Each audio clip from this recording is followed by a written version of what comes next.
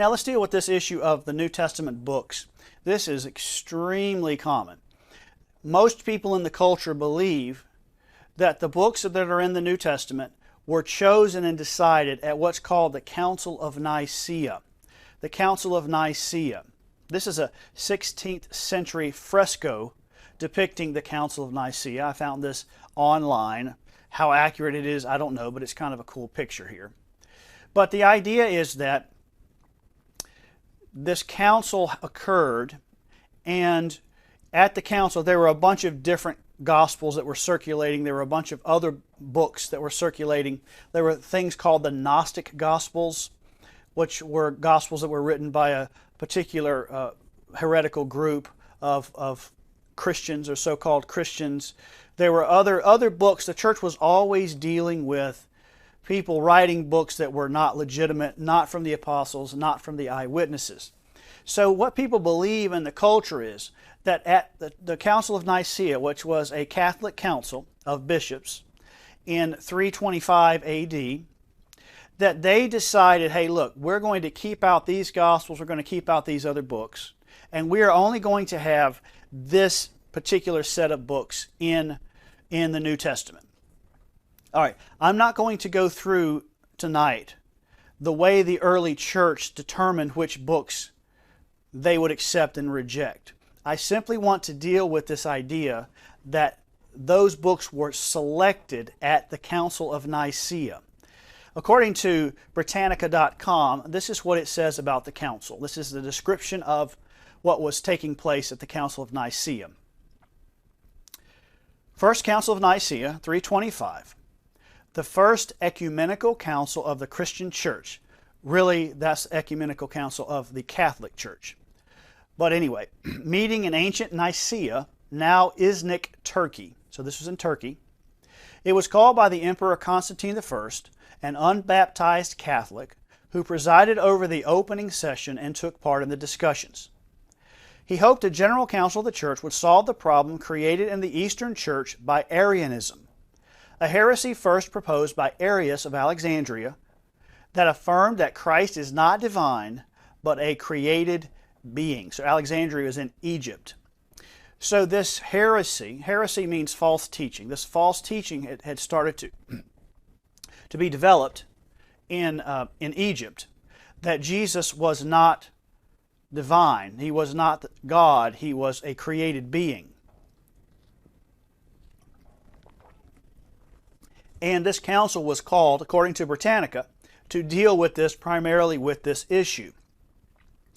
This is a screenshot from the Papal Encyclicals Online, your guide to online papal and other official documents of the Catholic Church. So this is where the Catholic Church keeps their official documents about councils and papal decrees, meaning the Pope, and all of that. So this is where I went to read it. You just Google official documents of Nicaea, and you'll get a bunch of lists, and they all come up to this kind of material.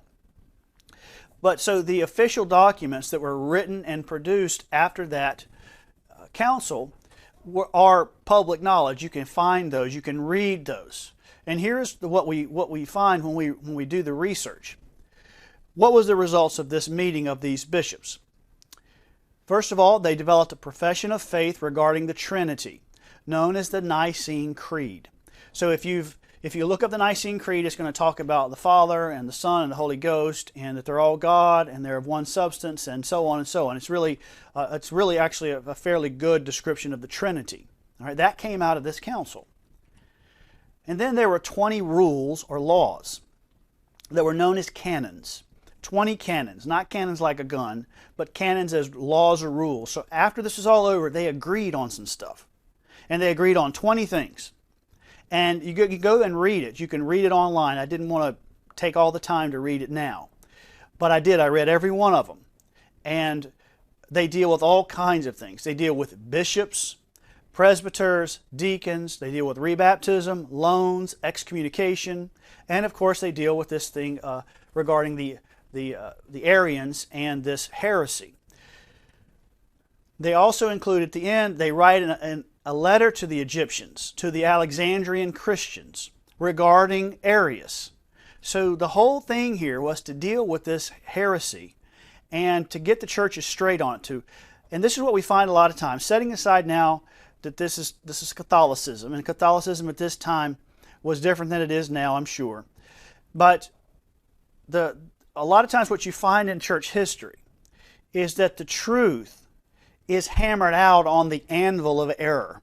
So there are errors that come up, and Christians have to go to the Word, and they have to research the Word, and then they have to develop the true teaching of the Bible. But it's coming from the fact that people are out there teaching heresy. For example, evolution. Evolution is an error, and the church has not done a good job of dealing with it. So many people, many Christians, and certainly all the atheists believe in it.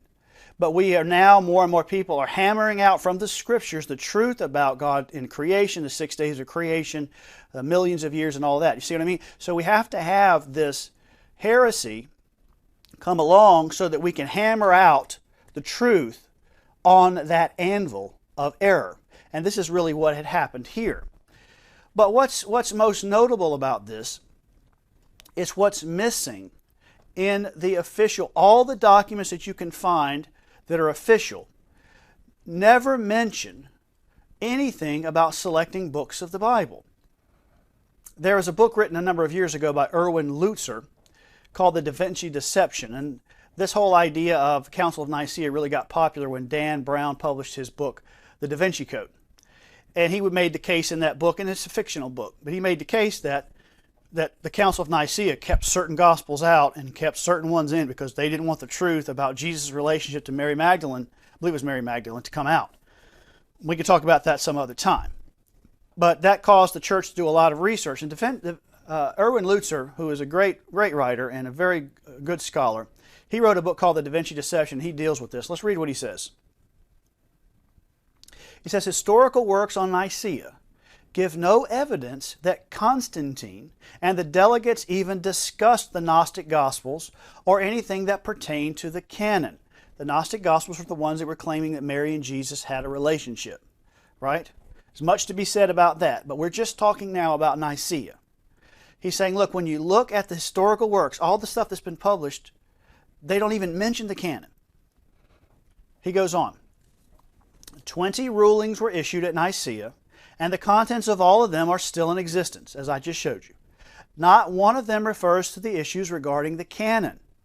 Now let's pause for a moment. The skeptic's going to go, oh, they wouldn't publish that because they didn't want you to know.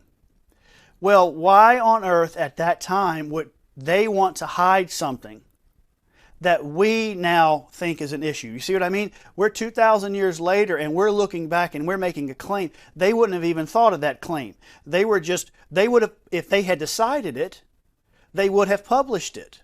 One of the things about these canons, I think it's the very first one, speaking about the church wanting to hide stuff. Let's say that the Catholic Church at the time wanted to hide the fact that they had determined that the Gnostic Gospel shouldn't be in the New Testament. Okay? Well, the first canon deals with a bishop who has been castrated. Now, I'm not saying that to be crude. I'm simply saying that they talk about if it's a natural castration, if someone else did it, if you did it to yourself, how do we deal with a bishop who's castrated himself? Now, if they're not going to hide that and, kind of keep that on the down low, why would they keep something like officially determining that the Gnostic Gospels were not valid out of the list? You see, it doesn't make any sense, and that's what Lutzer is saying. Let's go on. He has more to say. He says, thankfully, I was able to track down the source of the error. An anonymous document called Vetus Synodicon, written in about AD 887. Remember, the council is about 325, so this is roughly 550 years later. All right, almost 600 years later, devotes a chapter to each of the councils, the Council of Nicaea being one. However, the compiler adds details not found in the writings of historians. As for his account of Nicaea, he writes that the council dealt with matters of the divinity of Jesus, the Trinity, and the canon. So 550 years later, somebody is adding this discussion about the canon. Canon meaning the books of the Bible, the official list. That's what the canon means, okay? It's a collection, the collection of books. he writes, the canonical, and he's quoting this 887 document. He writes, the canonical and apocryphal books it distinguished in the following manner. What he's saying is this is how the council figured out which books were to be in the New Testament and which were to be out of it. This is according to this 887 document, 550 years later. Now listen to how crazy this is. In the house of God, the books were placed down by the holy altar. So they took all the books, all the heretical books, all the normal books, and they put them down at the altar. Then the council asked the Lord in prayer that the inspired works be found on top. He's saying, Lord, here's a list, here's a stack of 57 books. Pick a number. All right, now here's what we're going to do. We're going to stack them in no particular order. And our prayer to you is that when we come back, the ones that are the right ones will be on the top and the bad ones will be on the bottom. Can you imagine somebody doing this? I mean, that's just a ridiculous thing, isn't it? And in fact, happened. In other words, he's saying, and that's what happened. We came back in the room and they were all organized and arranged. God showed us what the books were. Luther says, that quite obviously is the stuff of legend. No primary documents pertaining to Nicaea make reference to such a procedure. And then he finishes. This is a reminder, and this is the lesson for us. This is a reminder that legends are often confused with facts in such a way that the legends appear to replace the facts. And that's what's happened in our culture. We've heard this lie so long, and our preachers and our pastors and our teachers have not taught us the truth, so the only thing we can do is believe the lie, that we just take it and accept it as fact. When one presents history without consulting the sources, anything the mind can imagine can be written. What he's saying is, look, if you don't pay attention to the facts, you can come up with all kinds of crazy stuff that's just simply not true.